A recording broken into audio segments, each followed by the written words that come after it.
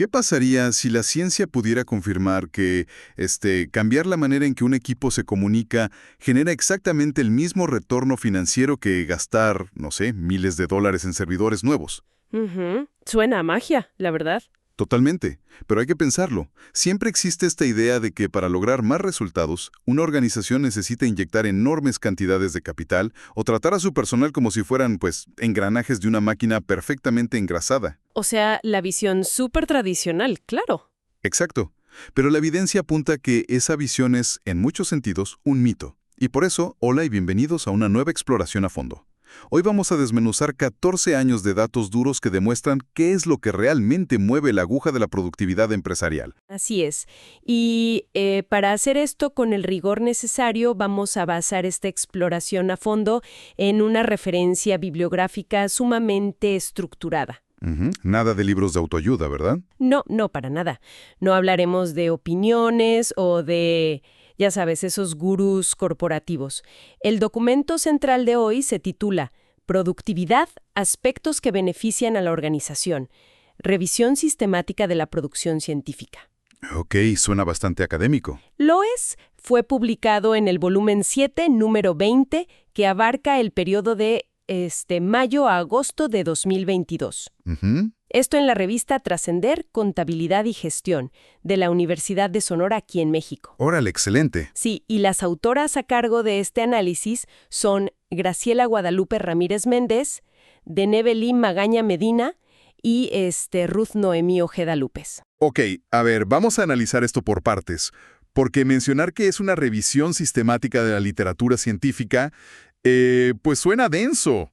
Sí, sí suena, la verdad. O sea, suena a que no hicieron un experimento nuevo en un laboratorio, ni fueron a entrevistar a un grupo de gerentes en una oficina, sino que hicieron una especie de, digamos, mega auditoría de lo que ya existía, ¿no? Exactamente. El término técnico, digamos, es un estudio secundario. Ok. Y la comunidad académica valora muchísimo este tipo de fuentes porque, efectivamente, actúan como un filtro súper exhaustivo. Claro. O sea, el objetivo principal de las autoras fue analizar e integrar las investigaciones previas sobre productividad. Ajá, para ver qué sirve y qué no. Justo eso. Querían seleccionar, basándose puramente en la evidencia científica comprobada, cuáles son esos aspectos recurrentes que de verdad benefician a una empresa cuando gestiona adecuadamente su productividad. Pero a ver, aquí me surge una duda. Cuando alguien quiere saber qué funciona en los negocios, pues entra a un buscador, lee un par de artículos de revistas famosas de negocios y saca sus conclusiones. El típico sesgo de confirmación. Exacto. Si estas investigadoras querían encontrar, digamos, la verdad absoluta sobre la productividad, ¿cómo evitaron simplemente elegir los estudios que confirmaran lo que ellas ya creían de antemano? Ah, pues ahí es donde entra la magia del método. Utilizaron un método de investigación implacable que se llama la metodología de Kitchenham. A ver, Kitchenham. Suena como a un protocolo súper estricto. Súper estricto. Esto no es hacer una búsqueda rápida en Internet un domingo por la tarde. Claro, claro. Este método obliga a los investigadores a definir, preguntas clarísimas desde el inicio, establecer cadenas de búsqueda casi matemáticas. Cadenas de búsqueda en bases de datos. Sí, en bases de datos de altísimo impacto. Rastrearon Redalyc, Dialnet, Web of Science, Google Scholar, Cielo y Elsevier. ¡Wow! Todas las grandes ligas académicas. Exacto. Lo más importante es que aplicaron criterios de inclusión y exclusión, de los cuales, por regla del método, no se pueden desviar. O sea, si no cumplen, va para afuera. Sin piedad. Y delimitaron su ventana temporal a 14 años de publicaciones, desde el 2007 hasta el 2021. Fíjate que 14 años es un periodo interesantísimo. Sí, es un montón de tiempo. Y además abarca desde justo antes de la crisis financiera global del 2008. Uy, claro, la crisis subprime. Exacto, hasta el inicio de la era post-pandemia en 2021. O sea, es una ventana de tiempo llena de turbulencia económica extrema. Totalmente. Me imagino que al buscar en todas esas bases de datos con esa ventana de tiempo, pues encontraron miles de documentos, ¿no? Pues de hecho, tras los primeros cruces de información, identificaron 71 publicaciones que cumplían con las palabras clave exactas. Ok, 71. Suena a un buen número para empezar. Sí, pero aquí es donde el método Kitchenham actúa como no sé, como el cadenero más estricto del mundo académico. ¿El que no te deja entrar al antro si traes tenis? Ándale, exactamente. De esas 71 publicaciones, empezaron a aplicar filtros de exclusión para no mezclar peras con manzanas. Decidieron limitar los hallazgos a un contexto geográfico e histórico muy, muy específico. A ver, ¿qué tan específico? Únicamente investigaciones aplicadas en países de Latinoamérica, Ah, ok. descartando todo material que estuviera en otros idiomas o que viniera de fuera de la región. Y al final de esa depuración brutal, se quedaron con solo 24 artículos. A ver, vamos a desempacar esto porque me parece clave para nuestra misión de hoy, que es sacar el oro puro para quienes nos escuchan. Venga. Es como ser un buscador de oro. Imaginemos tener un río donde ves 71 rocas prometedoras. Ajá. Pero al usar un colador sumamente fino, que serían los criterios de inclusión de Kitchenham, pues la persona se queda solo con 24 pepitas puras. Es una gran analogía, ¿sí? Pero detengámonos ahí, porque esto me genera una duda importante.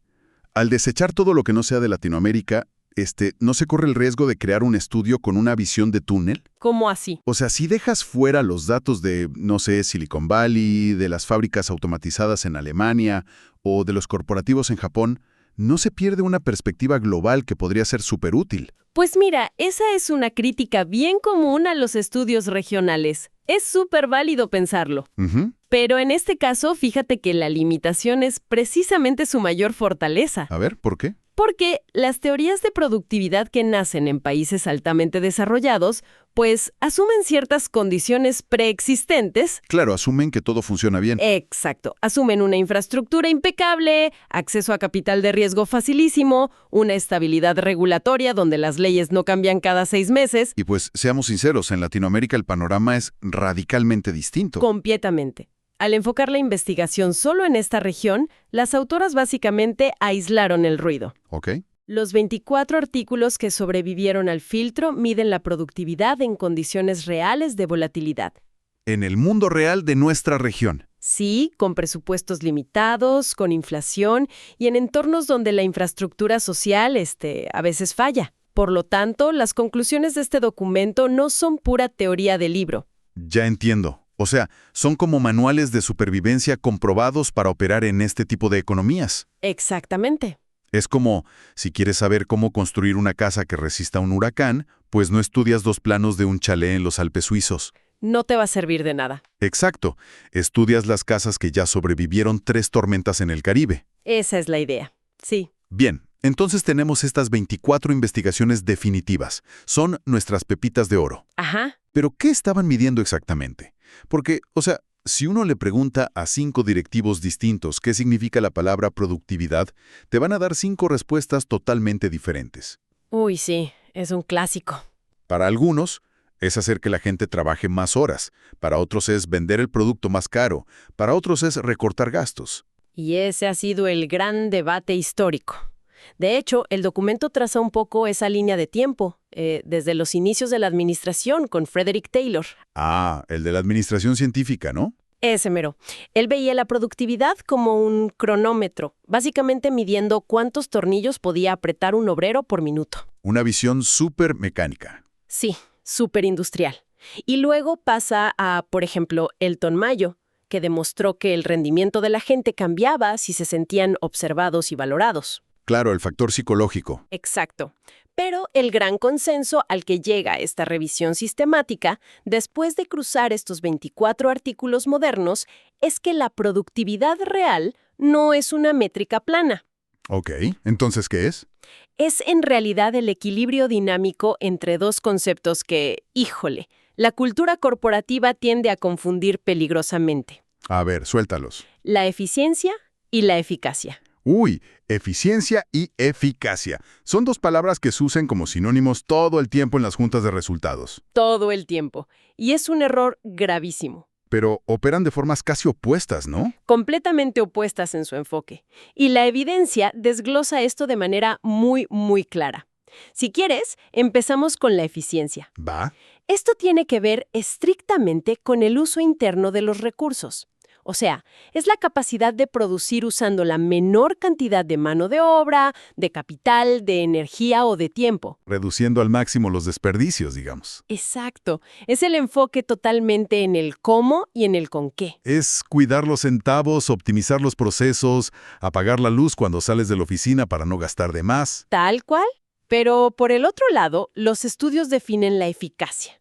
Y la eficacia, pues no sabe nada de ahorro de recursos. A la eficacia no le importa el presupuesto. Para nada. La eficacia está orientada puramente al cumplimiento del objetivo final y a los estándares de calidad que exige el cliente. Ok, es lograr la meta cueste lo que cueste. O sea, lograr la meta sin importar los medios. Como cita el documento textualmente, un proceso puede ser altamente eficiente porque no gastó recursos, pero si el resultado final no cumple lo prometido, la eficacia es nula. A ver, creo que la mejor manera de visualizar esto para quienes nos escuchan es pensando en, no sé, la construcción de un puente. Me gusta. A ver. Imaginemos el proyecto de un puente enorme. Si el ingeniero a cargo se obsesiona con la eficiencia, pues va a calcular hasta el último gramo de acero y cemento, va a recortar horas extra de los trabajadores y no va a desperdiciar un solo clavo, ¿no? Va a ser el proyecto más barato de la historia. Exacto. Pero si por ahorrar tanto material y dinero construye un puente que solo llega a la mitad del río, o que cuando pasa un camión pesado no soporta el peso y se cuartea, ¡Qué desastre! bueno, pues el nivel de eficiencia de ese ingeniero fue magistral, se ahorró muchísimo. Sí, los contadores estarían felices. Pero la eficacia fue cero. El puente no conecta nada. Y si el puente no conecta las dos orillas, la productividad real de todo ese proyecto gigantesco es absolutamente inexistente. Es un fracaso total. Sí. Y aquí te planteo un escenario que vemos a diario, y quiero retar un poco lo que dicen los estudios. Venga. El mundo corporativo actual parece estar, no sé, intoxicado con la eficiencia. Totalmente. Vemos despidos masivos en el sector tecnológico, recortes en las herramientas de software que usa la gente, reducción de beneficios, todo para cuadrar la hoja de cálculo de fin de mes. ¿No es esto un autosabotaje directo a la eficacia? Si conectamos esto con el panorama general que muestran los estudios, la respuesta es un sí rotundo. Apuntan exactamente hacia esa trampa. O sea, las empresas están disparando en el pie. Sí, porque muchas organizaciones confunden la austeridad con la productividad. ¡Wow! Eso es fuerte. Confunden austeridad con productividad. Es que al recortar recursos hasta llegar al hueso, destruyen la capacidad del equipo para entregar calidad. Claro, los asfixian. Y los estudios confirman que si se vulnera la eficacia por, digamos, priorizar a toda costa la eficiencia, la propuesta de valor de la empresa simplemente colapsa frente al cliente. El cliente se da cuenta y se va. Exacto. El hallazgo fundamental aquí es que la productividad es el matrimonio indisoluble de ambas. Necesitas la disposición óptima de los insumos. ¿Qué es la eficiencia? Ajá, pero condicionada siempre a las acciones que garantizan llegar a la meta con la calidad prometida, que es la eficacia. Entonces, el reto real para quienes dirigen equipos o empresas es caminar sobre esta cuerda floja todos los días. Un acto de malabarismo. Pero mantener ese equilibrio no ocurre en el vacío. Las organizaciones están expuestas a un montón de presiones de todos lados. Sí, muchísimas. Basado en estos 24 estudios filtrados, ¿cuáles son las fuerzas que rompen este equilibrio? Pues el documento clasifica a estas fuerzas disruptivas en dos grandes campos de batalla, digamos, los factores externos y los factores internos. ¿Ok? Externos e internos. Y entender la diferencia entre lo que verdaderamente puedes controlar y lo que no, es donde la gestión se vuelve una ciencia. A ver, comencemos con los factores externos. ¿Qué encontraron? La revisión menciona elementos que, pues, escapan de las manos de la empresa. Cosas como las políticas y regulaciones gubernamentales. Nuevos impuestos, cambios de leyes. Exacto. También las fluctuaciones macroeconómicas, la disponibilidad de infraestructura en la región, las contingencias ambientales. Un terremoto, una pandemia. Sí, e incluso cambios demográficos y la mismísima presión de la globalización. Aquí es donde se pone realmente interesante. ¿Por qué lo dices? Porque, a ver, todo ese caos macroeconómico es el menú clásico de excusas en cualquier reporte corporativo de fin de año. Ah, sí, totalmente. No llegamos a los objetivos de ventas porque hubo inflación, o es que la cadena de suministro global nos afectó, o este año el gobierno nos cambió las reglas del juego fiscal.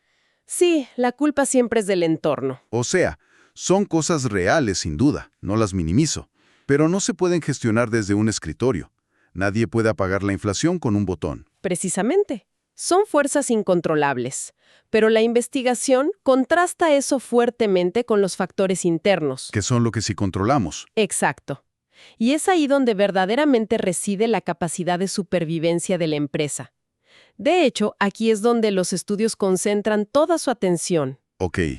¿Y de qué factores internos estamos hablando? Estamos hablando de, por ejemplo, la capacitación constante del personal, la adopción de tecnología, el clima y la cultura laboral, las estrategias para retener el talento Ajá. y, sobre todo, el estilo de gestión de los líderes. Y aquí es donde quiero llevar mi analogía de la casa a otro nivel. A ver, síguela. Pensemos en los factores externos como un huracán categoría 5. Ok, No hay absolutamente nada que un gerente o un dueño de negocio pueda hacer para detener el huracán de una recesión económica. sería imposible. Pero los factores internos, son los cimientos de la casa, son el aislamiento de las ventanas, son el diseño estructural. Exactamente. Viendo el consenso de todos estos artículos científicos, podemos concluir que la única defensa real contra el entorno macroeconómico es la solidez de la operación interna. Sí, esa es la conclusión empírica a la que llegan las autoras. ¡Wow! El documento demuestra que la productividad de una empresa se desploma no tanto por el impacto del factor externo, sino por la fragilidad de su factor interno para absorber ese golpe. O sea, el huracán tira la casa porque los cimientos ya estaban podridos. Tal cual. Pensemos en un ejemplo súper específico que mencionan los estudios, la rotación de personal. Uy, un dolor de cabeza clásico. Sí, cuando una empresa tiene un mal clima laboral y la gente renuncia constantemente, no solo pierde a un trabajador y ya. No, el costo es altísimo. El mecanismo de daño es profundo. Primero, se pierde el conocimiento institucional. Todo lo que esa persona sabía hacer rápido. Exacto. Segundo, los equipos que se quedan tienen que asumir unas cargas de trabajo extremas para compensar, lo que destruye su eficiencia. Se queman. El famoso burnout. Sí. Y luego, cuando llega a persona nueva de reemplazo, la curva de aprendizaje retrasa las entregas, aniquilando la eficacia con el cliente. Claro, el cliente recibe tarde o recibe mal. Y fíjate, todo ese daño ocurre internamente, mucho antes de que la inflación global o una nueva ley siquiera roce a la empresa. Qué bárbaro. Sabiendo que los cimientos internos son verdaderamente nuestra única línea de defensa, pues la pregunta del millón es, ¿de qué deben estar hechos esos cimientos? Ujú. Al depurar toda esta literatura científica, ¿cuál es la receta concreta que encontraron las autoras? O sea, ¿qué prácticas confirmadas deben implementarse ya, mañana mismo, para que los números realmente suban? Pues el estudio, y basándome en las tablas de resultados del documento, consolida los hallazgos en áreas de impacto muy claras. A ver, dame la primera. La primera, y quizá la más evidente, es la tecnología y la innovación. Ok, eso no sorprende tanto. No, pero el matiz es importante. La evidencia muestra que la adopción de sistemas tecnológicos robustos y la inversión en investigación y desarrollo son innegociables. Tienes que modernizarte o mueres. Pero aquí hay un dato fascinante que se deriva de un estudio en particular, uno de Cato, publicado en 2019, que fue analizado en esta revisión. Ajá, ¿qué dice Cato? Cato demostró empíricamente que, especialmente en las pequeñas y medianas empresas, Las famosas pymes, que son casi todas en Latinoamérica. exacto, en las pymes, la simple innovación en los procesos, o sea, cambiar la forma en que fluye el trabajo y cómo se organiza la información internamente, Sí. tiene un impacto matemático en la productividad equivalente a realizar una fuerte inversión de capital en equipo de cómputo físico de última generación. Un momento, a ver, espera, ¿en serio? Totalmente en serio. Eso es un descubrimiento masivo para quienes nos escuchan.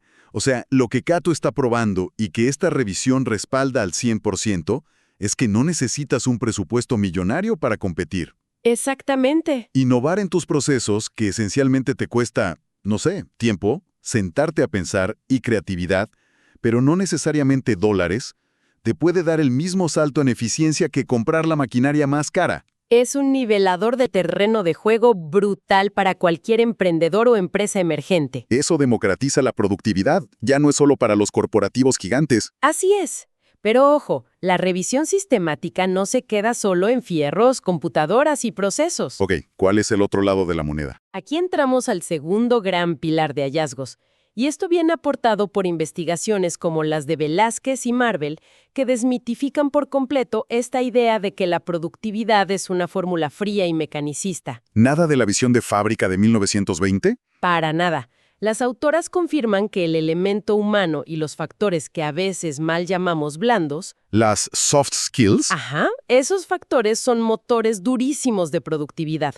Estamos hablando del nivel de satisfacción de los colaboradores, de su calidad de vida en el trabajo, de la cohesión del trabajo en equipo. Ujú. Y esto es clave, de los valores organizacionales compartidos, cosas como la seguridad, la disciplina, la ética, la honestidad. A ver, voy a ser de abogado del diablo aquí. Adelante. Todo eso de la ética, la honestidad y el trabajo en equipo suena padrísimo en un póster colgado en la Oficina de Recursos Humanos. Sí, la clásica misión y visión en la pared. Exacto.